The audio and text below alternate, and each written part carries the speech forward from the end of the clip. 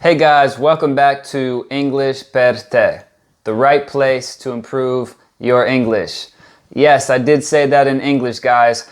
This business English series is going to be 5 parts, and I'm going to be explaining 5 different idiomatic phrases or phrasal verbs that we use very often in the business industry, in professional English. So I'm not going to be speaking at 100% velocity, but I am going to be explaining these concepts in English because it's important if you're working with English to hear the language, and I'm going to give the definitions in Italian in parentheses, but when I speak, I'm going to use English, okay guys? So, are you ready to learn some new phrases to increase your level of business English?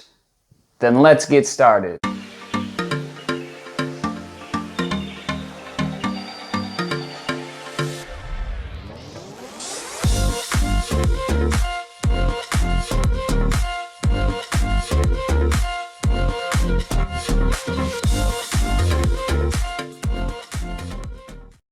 For those of you who are new to the channel, my name is Ethan and I'm from the United States, but I've been living in Italy and have been teaching Italians English for the last 6 years.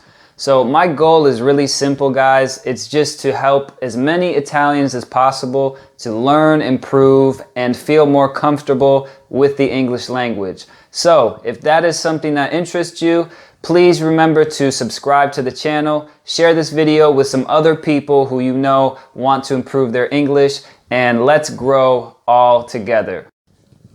Okay, let's start with the first phrase of our series. The first phrase is to be swamped. To be swamped. Okay, and this basically means that you feel or you are very overwhelmed because you have a lot of work to do, and so usually you're a little bit stressed and you feel this sense of urgency because you have to get so many things done. Okay, so this means to be swamped. So let's do some examples so we can put this phrase in context. Let's read together. Should we ask John to do the presentation tomorrow? No, he's completely swamped. It's probably better to ask Maria. So you see that in this case, we say he's completely swamped, so that means he has so much work to do already that asking him to do the presentation would be too much, okay? And just a little key here, so we tend to use adverbs with this phrase. For example, you heard me say completely. Another adverb we use is totally. For example, I'm totally swamped. This is a very common way to say I have so much work to do. Let's look at one more example. I have to respond to 20 emails by the end of the day and prepare for a business trip in 2 days. I'm totally swamped. Okay, let's move to phrase number 2 of our series. Phrase number 2 is train of thought. Train of thought. And the definition of train of thought is a series of thoughts or ideas that a person is having. So usually when you are thinking about something, you are in a train of thought. So you're thinking of one idea, then another idea, the next idea. Well, when someone interrupts you, we have a very common phrase that we use. It's called to lose your train of thought. So for example, if I'm speaking to a colleague and another colleague interrupts me or there's a sudden phone call, then maybe I will lose my train of thought and I can say, oh, what was I saying? I just lost my train of thought. Another common way that train of thought is used is when you are thinking of something and a person asks a question, you can politely say, please give me 1 minute. I don't want to lose my train of thought. And here you're saying that you don't want to lose your concentration or you don't want to be interrupted about what you were saying. So it's a polite way that we use between colleagues that we say, Just give me a minute. I don't want to lose my train of thought. Okay, let's go to number 3. It's one of my favorites and it's very, very common to hear in the workplace. To bring something to the table. To bring something to the table. So the definition of to bring something to the table is the skills, experience, or the capacity that a person has that he or she brings to the corporation or the business or the team. Okay, so there's also another definition that I'll talk about in a minute, but let me focus on this definition. Okay, the first example. We are really happy to have Johnny on the team. He brings 6 years of management experience to the table. So here we see, guys, that Johnny is bringing 6 years of management experience to the table, and that means that is his skill or ability. So he's going to improve this team because he has those skills. Another example, Monica brings excellent communication skills and problem-solving ability to the table. Here again, guys, we see that Monica is going to improve this corporation or this business because of the skills that she is bringing to us or to the business. Now, there is one more context that's very common with this phrase, to bring something to the table. And it means basically, what ideas are you going to share? For example, if you have a meeting tomorrow, someone may ask, what ideas are you going to bring to the table tomorrow for the meeting? Or maybe inside the meeting, your boss could ask, what have you brought to the table this morning? Okay, so it's a way in business to ask, what are your ideas? Give me some feedback. Share with me some of your thoughts about this topic. All right, let's go to number 4 in our Business English series.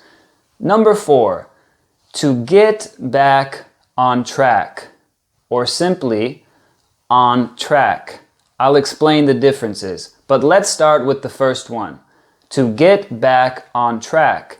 This simply means to return to the right course of action or to return to the path, the right thing, the right action to be doing. Okay, so let me give you an example of to get back on track. For the last 2 weeks, we haven't been doing our sales meetings. Next week, we are going to get back on track. So here we see that we haven't been doing one action, but we want to get back on track. We want to restart, to return to doing the right action. Let me give you another example. After an unexpected technical difficulty, the business meeting finally got back on track. Okay, so I used got because we're talking about the past. And again, the same meaning. We finally got back to the right course of action. And now let me talk to you about on track. Okay, so on track simply means that things are going the way they should go.